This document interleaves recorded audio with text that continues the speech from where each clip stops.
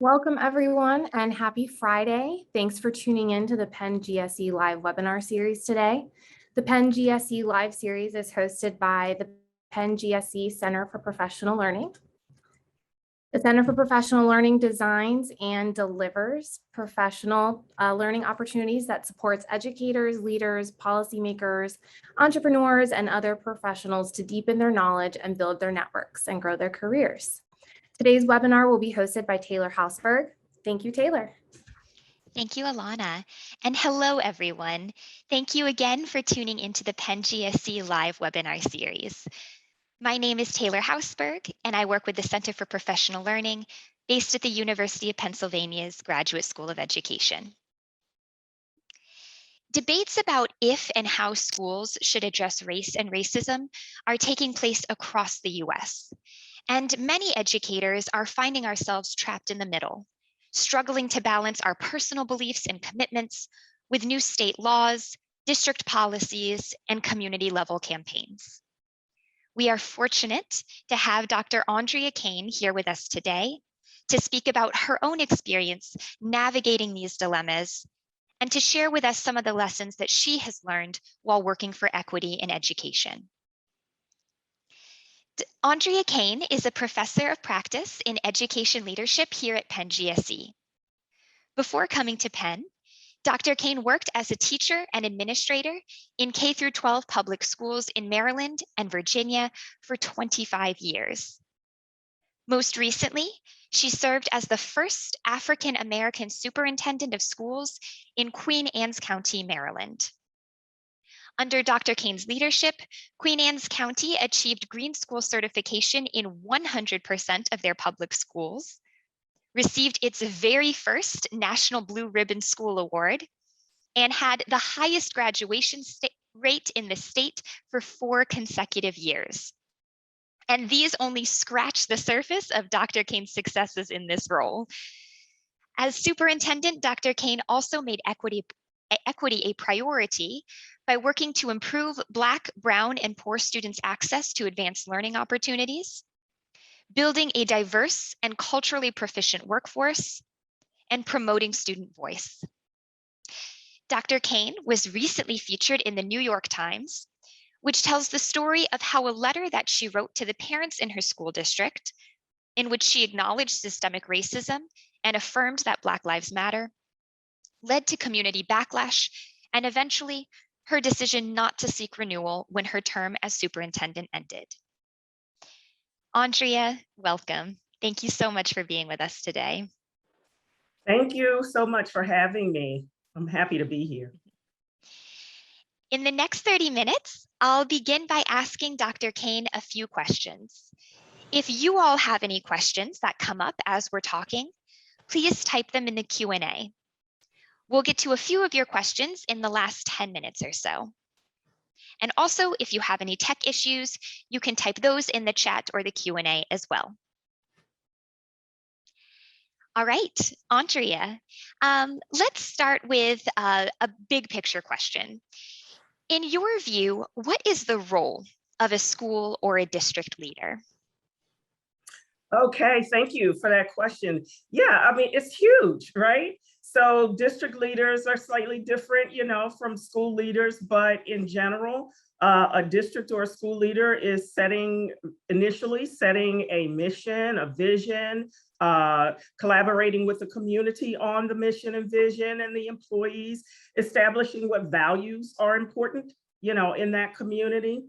The role of the district leader and the school leader is also to, number one, improve student performance, right? As a district leader, part of my role is to help build capacity among all the employees so that we can support students in whatever role we have, right? Whether we're a teacher or an administrator or a cafeteria worker or a bus driver, whichever role we have. And then, of course, as a district leader, I have to improve operations in the district so that things are run efficiently. School leaders do the same, on a smaller scale, but they do the same.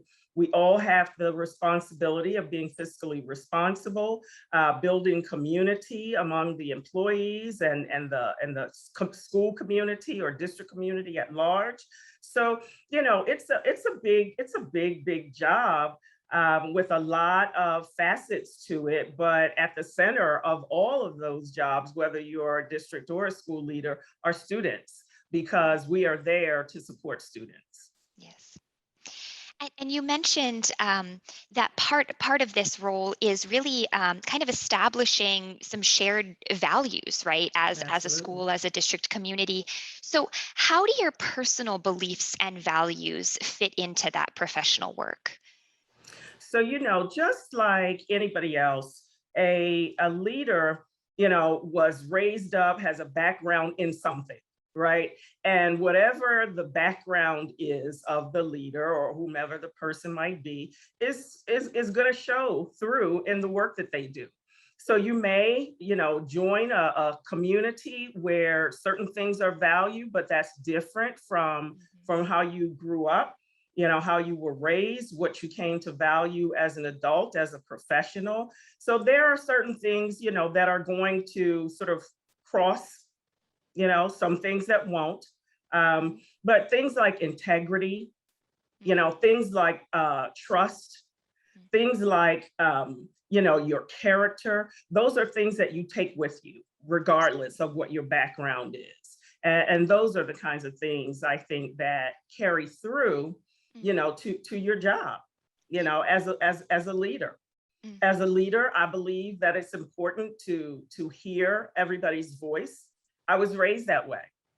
You know, I didn't come from a huge family, but I have two sisters. Thank God, my mother and father are still with me. We have a pretty core group. And then we have a cousin who is really a sister, you know, but we're tight, and there are things that we believe and things that we value that absolutely trickle over to my work as a leader. Yeah, that makes sense. Over nearly 3 years on the job, you conducted an in-depth inquiry into racism in Queen Anne's County. What did you learn from this inquiry? And what advice do you have for other leaders who may be interested in conducting similar inquiries? I'm so glad you asked that question, because you know, some of the things that I did involved building capacity, like I mentioned before, for all of our employees. So one thing that I did when I got there was I had a series of listening, you know, meetings, so that I could become familiar with the community, whether I'm talking about employees or parents or business partners, students, you know, just to listen and to begin to understand what their concerns were. And I had an opportunity to do that. As I continued to engage with the community and with employees and students, I was able to, you know, witness some of the things that they said that they wanted me to address, to pay attention to. I also started a couple of groups, some advisory councils. So I had a student advisory council, I had a parent advisory council, and I had a staff advisory council, so that I could hear firsthand, you know, on a regular basis, what was on the minds, you know, of people. And, you know, in addition to creating forums, opportunities to listen to people, I certainly studied the data. You know, I got an understanding of the history, student performance, employee performance, what is functioning efficiently, what's not functioning efficiently. I was out in the community, understanding what the community's needs were and how they felt they needed to partner with our school district. So, you know, all of those kinds of things gave me some insight as to what was happening in the district. And what I did find is that there were some pretty significant achievement gaps. No surprise, right? Queen Anne's County is approximately 15% minority groups, whether we're talking African American, Latinx, Asian, about 15%, everybody else is Caucasian. So it's not a lot of diversity. So you could imagine in studying the data, there were some pretty significant achievement gaps, primarily between African-American students and white students, students that receive special education and white students, across the board. There were some concerns in the area of discipline, as well. You might imagine that. And then there were the conversations that were about race, students who felt that they weren't heard, parents who came to talk to me to express their concerns about how their children were treated. So there, and then of course there's community groups that try to address these things. We had a group called the Sunday Supper Committee, and that was a group of community folks, from religious community, families, students were a part, business partners, that all got together on a regular basis to have focused conversations. Sometimes those conversations were based on race and equity. Sometimes those conversations were based on other things going on, in the community. But that was another opportunity for me to talk to people, to hear what concerns were. So I was constantly listening, constantly studying the data. Other administrators, school leaders, district leaders, I'm sure would do the same thing. But once you learn, once you hear enough, it's time to do something, right? Even if it's going to be a little bit controversial. So I would encourage all school and district leaders to do that. Put your ear to the pulse, find out what's going on, what's on people's minds, and then, set a plan to move on it and begin to act on it, because we're about improvement. Right. Data collection is not the be all end all. That's just the first step of a much longer journey. Exactly. In that New York Times article that I referenced, you were quoted as saying, "I knew as a Black woman, it wasn't enough to be good at my job. I had to be excellent." Those are high expectations. How do you manage those expectations and the pressure that comes along with them? Well, over a period of years, it's not something that you ever get used to, but it certainly is a reality. And the reality is that it is much more difficult for women of color, to find their way to the highest ranks of leadership, whether it's in education or business. So it is just something that I knew I had to contend with and prepare myself for. Before I became a school superintendent, I made sure I had my doctorate degree. I made sure that I had studied and had experiences at other levels of leadership, both at the school level, at the district level, to ensure that I was prepared and that I understood what the role entailed, both professionally and personally, so that I could be successful. I began to build my networks and really prepare myself for the role. So it's not something that, you can get around.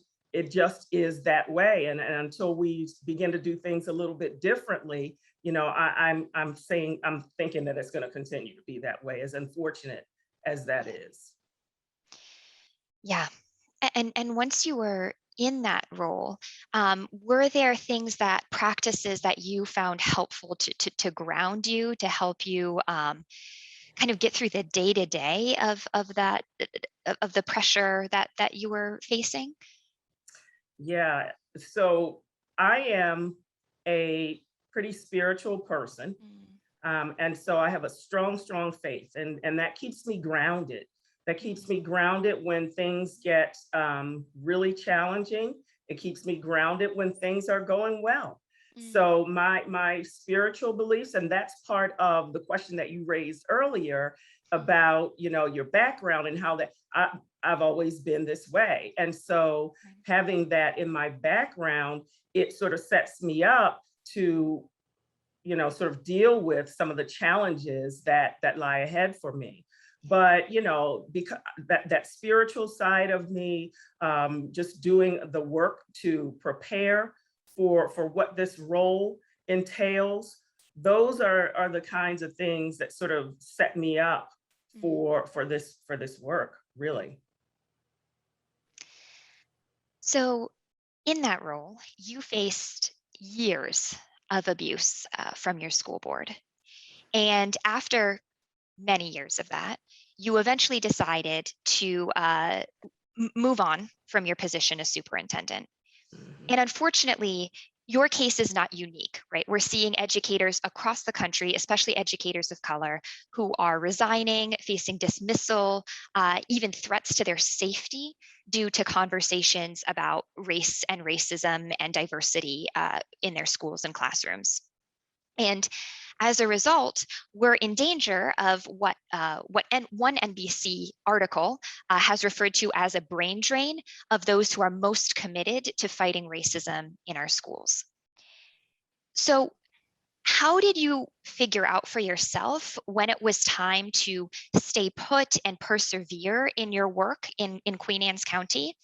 And how did you know when it was time to move on? Yeah.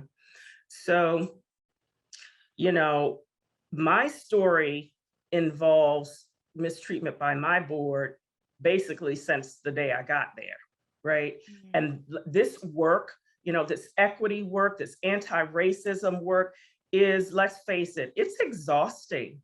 It is absolutely exhausting because every day you come up against someone who has an oppositional view and who is very, very eager to and aggressive sometimes and explaining that to you. So it can be very, very tiresome. Sometimes I look around and I'm the only one, and I'm the only one there. And that's okay, because my belief is that this is what is important. This is the right thing to do, to stand up, particularly for children who seem to have no voice in this, because there are so many forces out there that say children shouldn't be talking about race, but children talk about race among each other outside of school. It's not something that we have to hide from. But back to your initial question, it's a hard journey. We have to prepare ourselves by understanding our environment. Number one, my board, I knew that I was walking into a situation where I was in the minority. And in addition to being the first African-American superintendent for Queen Anne's County, I knew that there were issues with race before I got there because I knew people who worked there. My very, very good friend was the interim superintendent the year before I got there, and he remained there as my deputy. So I knew what was going on. I knew that this was going to be a heavy lift in terms of not academics or anything school related, but in terms of race. So, my role was not to upset the apple cart because it really was a high performing district when I got there. My job was to continue that forward progression, improve student performance, build capacity among educators, but for all students. Not just the mainstream students, all students. And, I had to go about building their capacity, continue to build my own capacity. And so we reaped rewards for that. You mentioned some of them. We had a heavy focus on academics, particularly building up those children who are on the margins and bringing them to the center. So everybody had a goal, including myself, for how we would begin to eliminate some of those achievement gaps and continue to help other students improve that had not demonstrated that type of success in school. So we did all of those kinds of things. I contracted with some equity workers, and they did professional development in my district with leaders and in individual schools. We contracted with equal opportunity schools so that we could begin to focus on students who are not traditionally in those advanced placement classes, so that all students had an opportunity for that rigorous level of instruction. So there were a lot of things that we did, and we did quite well. But I knew that I was, going to put into my contract when it ended and not seek a renewal when the voices that were out there after the letter that I wrote in June started to mobilize to change the school board, the makeup of the school board.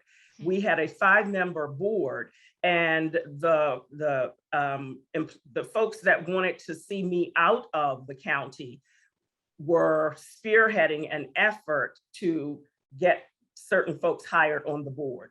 And when they were successful in that, that's a 3-2 possibly vote on anything and everything.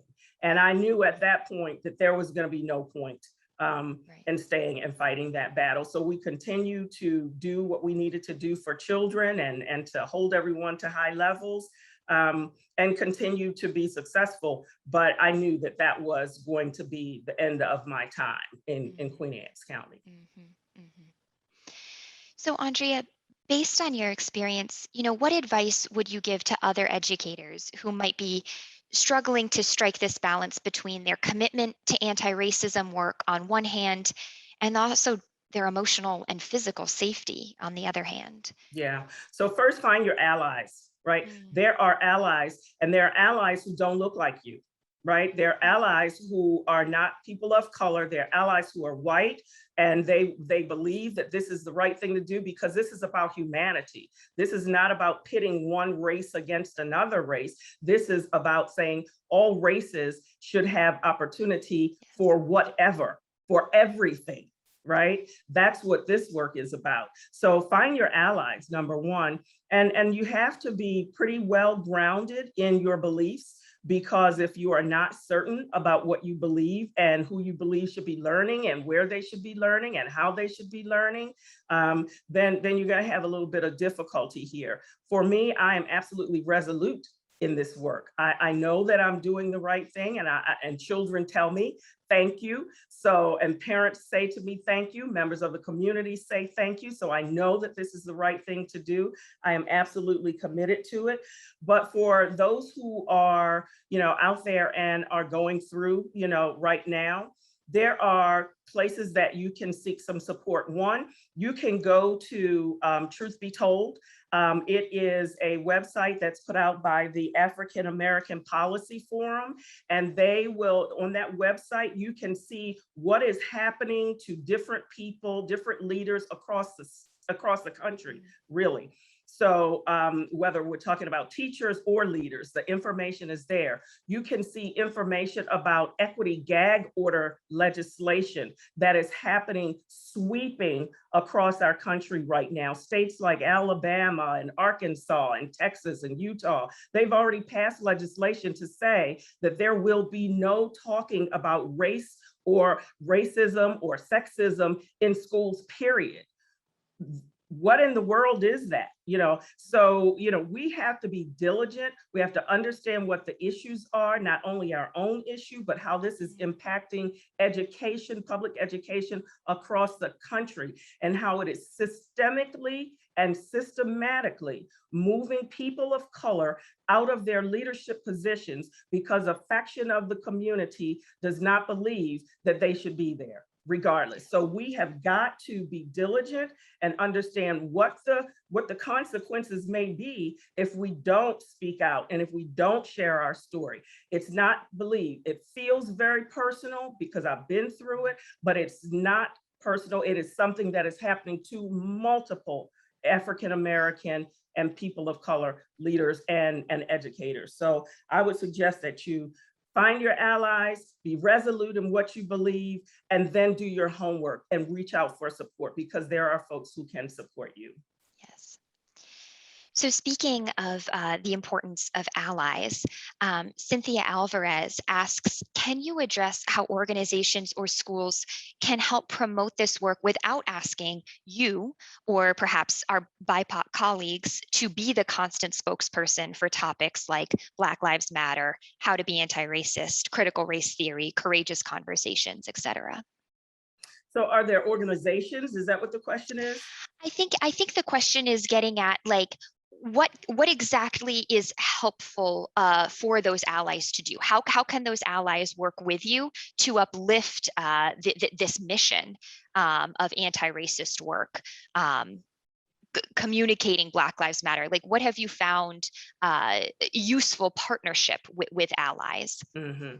So allies can support you personally, number one, so they can make sure that you have resources to address what your concerns might be. And might I add, this is a perfect time to say mental health matters, because it is that serious when it's you under attack. That's one. So you've got to, reach out and make sure that you're taking care of yourself. And those allies can help support you in those areas. But I would also say that right here at Penn, we have organizations that support this work. So if you're a school leader, if you can reach out to if there is such a thing in your district, to support you in those ways. If there is a division in the district, if there is not, then you certainly could reach out to, like I mentioned, the African American Policy Forum.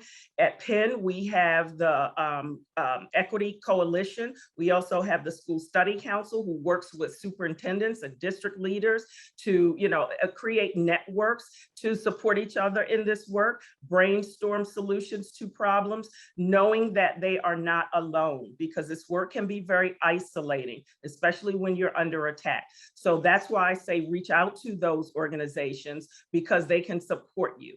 They can get you information on policies. They can connect you with other leaders, others in the work who are experiencing the same thing that you are and who have perhaps overcome it, the legislators, so that we can really begin to tackle the issues that are going to be legislated and require us to do things before it happens. Yes. So at a few different points, Andrea, you've mentioned the importance of centering children and students in everything we do as educators. And during your time as superintendent, you backed a number of student-led initiatives. You attended a student-organized protest rally against injustice. You supported a student's request to have a local organization facilitate discussions about race. Why was it so important, or why is it so important to you to support student-led initiatives like this? One, because students have to have a sense of belonging and a sense of being heard. That is human nature. We all want to belong and we all want to be heard. But particularly where I was in Queen Anne's County, there was not a strong voice for children of color. So, when they talked to me and when they said things to me, I was obligated. And not only that, but I wanted to support them. So I keep students at the center all of this to remind me daily of why I take the beating that I take sometimes.